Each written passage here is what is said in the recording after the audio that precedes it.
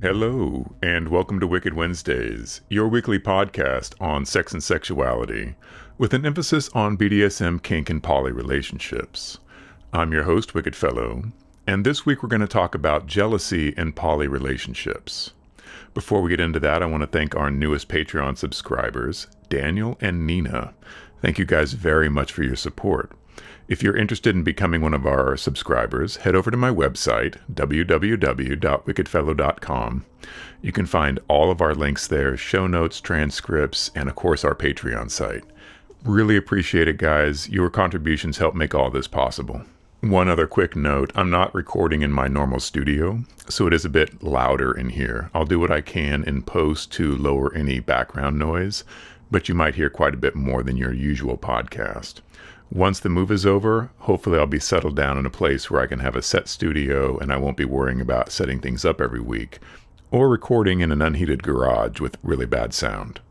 I appreciate you guys sticking with me. I know that it's difficult in this transition period. This week I want to talk about jealousy in polyamorous relationships. I had a message from a listener this week that asked that question, and I had that question many times. It's the most frequently asked question that people have when they talk about polyamory. How do you deal with your partner having other relationships outside of your relationship? How do you do that? How do you deal with jealousy? How do you deal with that fear and anxiety? Obviously, jealousy is a big hurdle to overcome if you're in a poly relationship. However, jealousy is not exclusive to polyamory. Monogamy has suffered its fair share of disasters based solely on jealousy. So a lot of the things that I'm going to talk about in this, I feel apply equally to any kind of relationship you're in, whether it's friendly, platonic, if it's an exclusive monogamous relationship, or in poly. Poly, of course, because of the nature of the relationship, certainly gives you more opportunity to exercise your willpower against jealousy because of the nature of the relationship.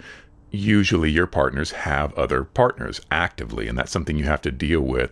It's not a hypothetical fear that you're dealing with. You're dealing with the actual fact that my partner has a partner. And how do you do that? Well, let's talk about what jealousy is. Right? For me, I feel like jealousy comes from fear. Jealousy comes from this innate fear we have that what if my partner wants to be with this other person more than they want to be with me?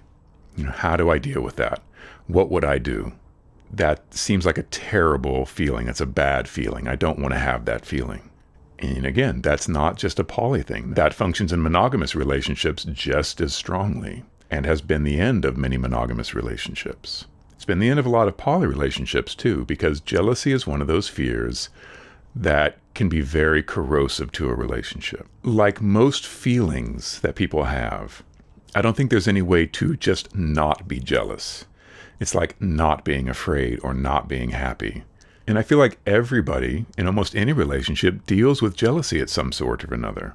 To me, it's much more about how do you react to those feelings? Do you allow those feelings to cause you to act in a way that is destructive to your relationship or constructive? And yes, I think that jealousy can be a constructive force in a relationship. Here's how. When people feel jealous, when they feel fearful, when they want to not lose their partner, when they don't want their partner to be around other people that they may lose them to, they tend to establish rules and fences and deterrents to keep them from doing that. In a monogamous relationship, that can take the form of contracts and civil law and the death penalty not too long ago. That's kind of the problem with these deterrents, is that human history has shown that no matter how great the deterrent, including death, people will still pursue what their heart wants. So I think that that is a failed strategy. I think that making rules and regulations and telling people, if you have a relationship outside of this relationship, I'm going to hurt you in some way. I'm going to hurt you financially. I'm going to hurt you socially. I'm going to hurt you in any way that I can to keep you from having this relationship outside of our relationship. I don't think that works. Look around you at the world that we live in. I think that's a very destructive way of acting on that jealousy and that fear. And in the end of the day, what would it get you? If you're in a relationship with someone and they've made it clear to you that they want to be in a relationship with somebody else, and you threaten them and coerce them and browbeat them and guilt trip them into staying with you, what have you gained? You know, you have a hostage now. You have someone that is still with you, but doesn't really want to be with you. And I don't want that. Personally, I don't want that. I don't think anybody does. You know, we want our partners to choose to be with us. And I feel like using any kind of force, coercive force, guilt, financial, legal, any kind of force that you use to keep somebody with you is wrong and is going to end up in disaster for you and them. So what can you do? You know, in a poly relationship, the rules of the game are that my partner can date whoever they choose. Whoever they choose, whenever they choose. That's their choice. And as a poly person, of course I have to deal with jealousy. Of course I have to deal with that fear that, well, I really like this relationship. I value this relationship. And I'm worried that my partner will choose this other relationship over my relationship with them. And I don't want that to happen because I love this thing. I want this thing in my life. So what am I going to do about it? Well, destructively, I could start putting rules on their relationship. I could start making them feel bad about going out with that other person. I could start making them feel guilty for not spending as much time with me. I could start reacting badly whenever that other person's name is brought up. That is fencing in. That is trying to protect what I see as my property. And people aren't property, and they don't like being treated like that. So when you start establishing extra rules and you stop being supportive of your partner in poly when they're dating, you become the wedge that separates you. Because you are the thing coming between a good relationship you may have with them and something that they also want. So when you start being the antagonist to their relationship, the only thing you do is you push them towards that relationship because that other relationship is making them happy. And you are making them unhappy. And as a basic thing, they're going to go where they feel good. They're going to go where they feel accepted. They're going to go where they feel safe. And if you are making them feel unsafe, if you are making them feel not accepted, if you are making things hostile between you because of your jealousy for another person, you become the bad guy. You become the antagonist, and you are the one that's going to end up losing out every time, especially in poly. You know, you can't afford it in a poly relationship. You have to be supportive. And as I said earlier, you can use that jealous fear, you can use that feeling you have, and you can turn it to good. And you turn it to good by being the better option. What does that mean? In poly, I have a philosophy that it's all about incentivizing your partner, being the better option, not becoming complacent in your relationship. And that's one of the big downsides that I see in monogamous relationships, especially ones that are enforced under a contract of law. And that is that when people enter those relationships, they feel like they can just coast. You know, I have my partner cannot leave me. I have a piece of paper that says so, and I can sue them and I can take them to court and I can make their life miserable. So why would I have to continue to work on being the best possible partner for my partner? Now, yes, I know that's a very cynical, way of looking at it. And I don't think that most people who become complacent in monogamous relationships or any relationships have it that figured out. They don't sit down and do the calculations, but it's a natural thing. When you feel sure of something, when you feel like the person has to stay with you no matter what, you stop working as hard to be the best partner for them. It's a natural thing. Complacency in long-term relationships is what drives a lot of unhappiness, no matter if it's monogamous or polyamorous or whatever form of relationship you have. When your partner feels like you've stopped caring, that's a huge source of anxiety and fear and frustration and sadness for them. So for me, I can use that energy. I can use that, hey, I don't want to lose this relationship. What am I going to do about it? Well, I'm not going to fence them in. I'm going to be supportive of them. And I'm going to work hard to be the best option.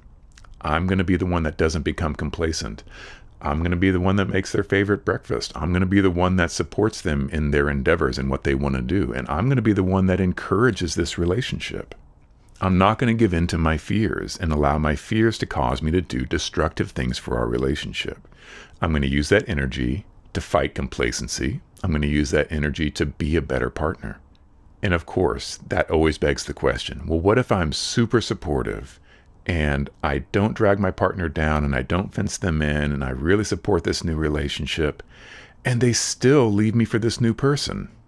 Yeah, that can absolutely happen. And if that happens, you wish them well and you let them go. That's the only thing you can do. Because just like a monogamous relationship, sure, you could try to guilt them and make them feel bad and do all these manipulative things to make them stay with you. But what do you have in the end?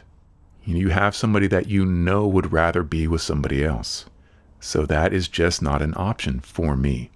So of course, have I had poly partners that chose to be in other relationships? Absolutely. They have chosen to be with this other person instead of being with me. The thing about poly is, in polyamorous relationships, is that you seldom have to make that hard choice.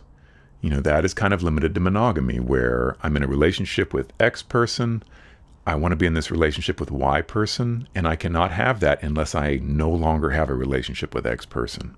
And that's just how it is, cut and dry. And in poly, it's usually not like that. In poly, it's I'm in a relationship with X, and I've met Y, and we really get on, and I want to add Y to my life. But I like my relationship with X. I don't want to leave my relationship with partner X. So now I have two relationships.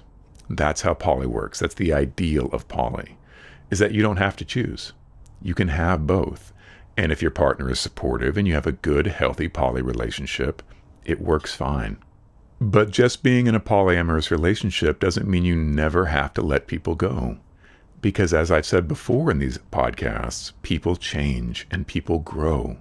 And the likelihood that you are going to grow in the exact same direction as your partner over a span of years diminishes.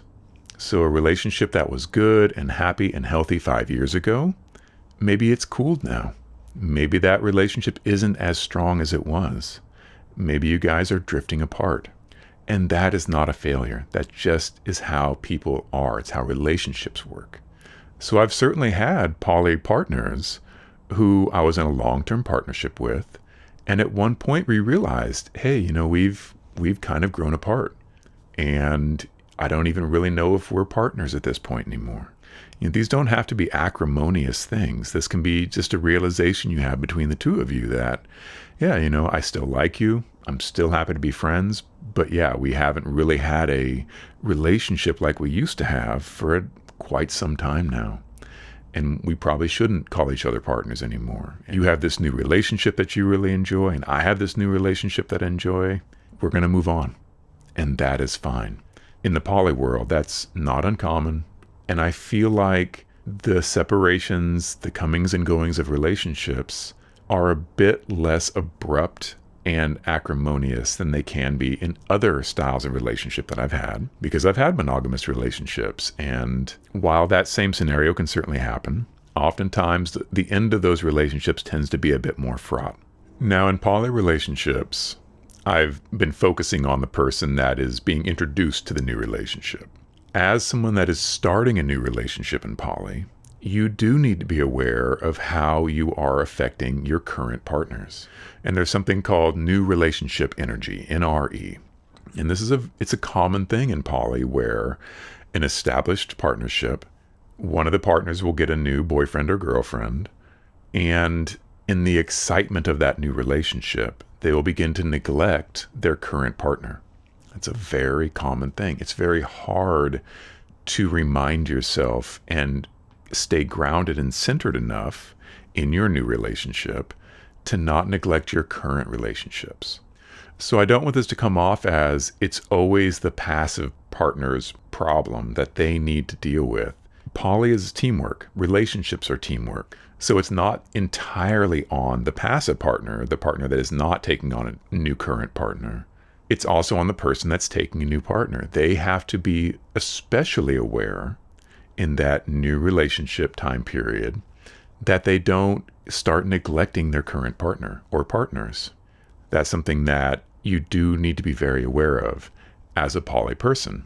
If you have a date night with your current partners, or you have events planned with your current partners, or there are just things in your life that you know your current partners enjoy, it's very important to weave your new relationship into that existing relationship. You definitely need to sit down with your current partners and talk with them. We usually go out on Thursdays to the movies. My new partner, that's her only night off. Is there any way that we can switch? Is there any way that we can adjust this so that I'm not leaving you out, but I can also see this new person? That can be a delicate conversation. Make sure that you are not asking your current partners to shift too much for the new partners, because there's always a feeling there. This is part of that jealousy feeling of, I've been in this relationship. I've been in this with you. I've been through it with you. And it's not fair for me to get pushed aside for this new person. That's a legitimate feeling. And it's important for both sides to deal with. As the passive partner, make sure that you're not overreacting. Make sure that you're seeing things clearly and that you're not overemphasizing little shifts that your partner is making. For the active partner, the partner taking on a new partner, be very cautious about relying on your current partners to shift around too much to accommodate your new partner. For me, when I'm looking at a new relationship, it's very important to me that I figure out how this new relationship is going to weave into my current relationships. And if I feel like it's not going to, if I feel like bringing this new person in is going to cause a lot of heartache and a lot of anxiety and bad feelings amongst my poly family, I don't pursue that relationship. That's my personal style. My personal code in poly is the relationships that I have always takes precedence over the new relationships. That's how I manage my new relationship energy. That's how I try to make sure that my current partners don't feel like they're getting shoved aside. And even then, you still have to be careful. You still have to be cautious as the person bringing a new partner in, that you're allowing your current partners to adapt and accept and adjust to this big change. So the jealousy question in poly, it's a team effort. The person that has those feelings of jealousy, I encourage them to turn that energy into something good, into fighting complacency, into being the best partner that they can be, into being extra supportive, to being extra sensitive to your partner's needs and wants. And as the person that can be the source of that jealousy, it is very important that you take care of your existing partners. Don't give them any additional reason to feel jealous. Don't give them any additional fuel to make that anxiety build. Talk to each other. Make sure that it's an open and easy conversation, and let them talk to you. Be open to that conversation. If they say to you, I know you're excited about this new person in your life, but I'm feeling neglected. Pay attention to that.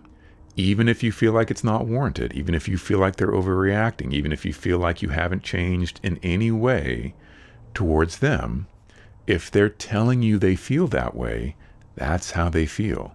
And even if you haven't changed the amount of time you spend with them, or the texting, or the messages, or whatever it is, up it.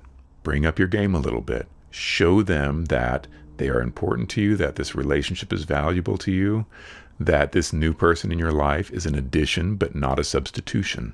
That is incumbent upon you as the person taking on a new partner to help your existing partners fight that jealousy.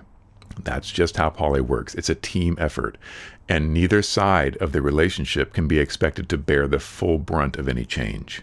It's unfair to look at your existing partners and say, hey, we're in a poly relationship, and if you don't like me dating new people, then you can go. You can do that, but you're not going to have a lot of successful poly relationships. You need to be understanding. You need to be there for them. And if they tell you they feel neglected, they feel neglected. Deal with it. Help them.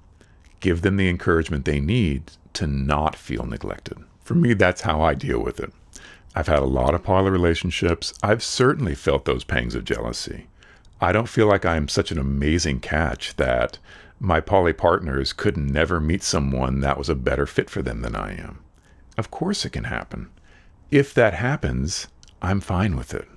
I know that whenever my partners meet a new person in their life, that could be the guy. That could be the person that sweeps them off their feet and is everything that they're looking for and makes them super happy. And they just want to go be with that person. And I'm fine with that. Of course I would miss the relationship. I'm not hoping the relationship would end. But that is part of what you have to accept when you have a polyamorous relationship. You have to accept that perhaps your partner's going to meet somebody and that's going to be the one for them. I can tell you as a divorcee that being married to someone in a monogamous relationship is no guarantee that that person's not going to leave and go be with somebody else. I don't feel like it's any more dangerous or any more likely in a poly relationship than it is a monogamous relationship. And I do believe, having done both, that polyamory is a more flexible and sometimes more durable form of relationship because it allows for the and option versus the or option. Monogamy, it's or. Me or her, him or me, whatever the situation is. In poly, there's the option of and. And more often than not, it's an and situation. In my entire experience of poly so far, I've had one partner that said, I've met this new person and I just want to be with them. And I said, great, go, enjoy, have fun, enjoy that relationship. And of course I missed that relationship. Of course it made me feel bad and sad that they had chosen this other person. But that's life. I want them to be happy. I could guilt them and make them feel bad and pressure them to stay with me. For what? So I could have someone as a hostage that didn't want to be in my relationship?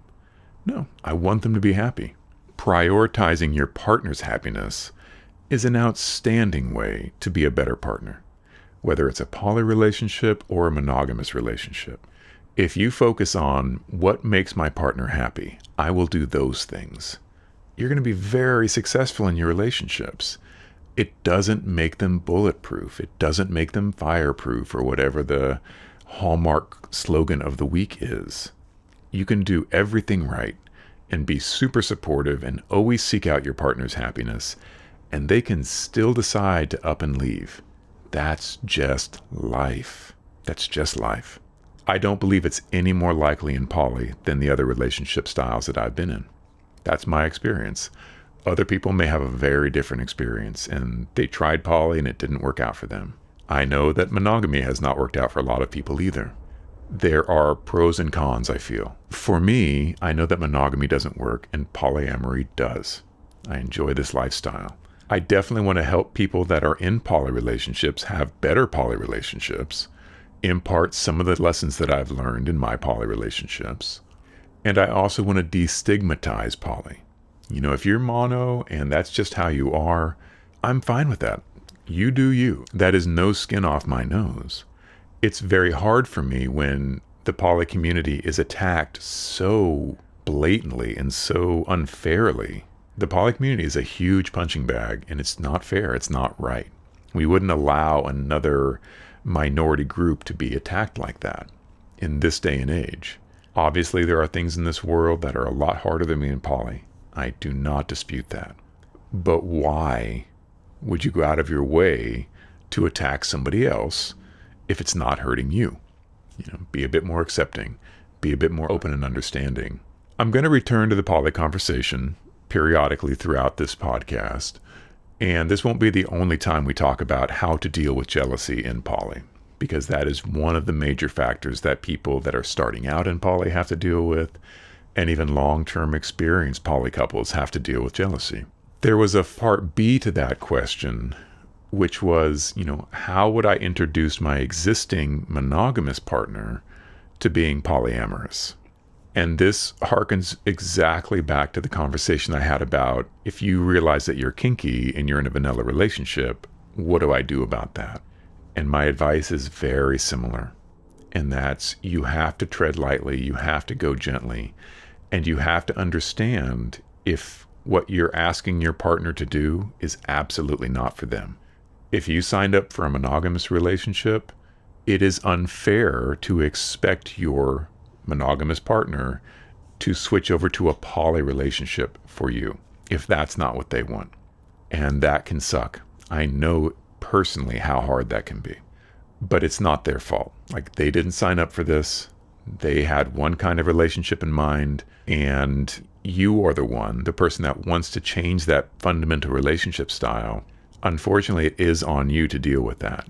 If they don't want to do it, you can't force them. You can't coerce them. You can't guilt them. You can't make them do this.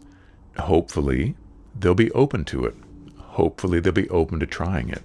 Hopefully, they will be able to understand that the relationship between the two of you is what's important to them, and the form that it takes is secondary to the relationship. Because for me, that's a big part of it. Having a relationship with this person is very important to me, and if that means that they want to have another partner and they still want to have a relationship with me, great. I'm fine with that. That fits within my worldview and my understanding of how healthy relationships can work. But that is not for everybody. Not everybody will be able to get over that jealousy. Not everybody will be able to get over that fear and anxiety that opening up a relationship can impart. And I feel for anybody that's in that situation, both sides.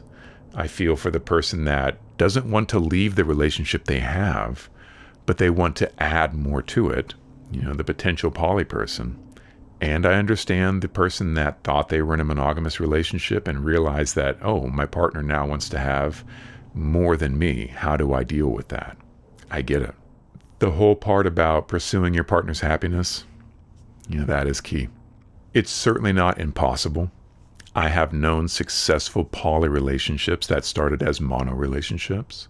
And I do want to give some encouragement out there that if you give your partner time and room to grow and they're amenable to that, it can work. You can take a strictly monogamous relationship and make it into a healthy poly relationship. That can happen. I know personally couples and groups that have done that. I also know that it's very hard. So don't feel bad if you get a lot of resistance or rejection from your partner when you try to open up the relationship. It's not their fault. You're the one trying to change the rules, and you have to be responsible if that does not work for your partner. Not saying that you should live in an unhappy relationship, right? So there's the difference. I'm telling you that don't feel like you're the victim if your partner doesn't want to change for you, because that's a big change to expect of them. Understand if their response is, well, if that's the only option I have, I don't want to be in this relationship with you.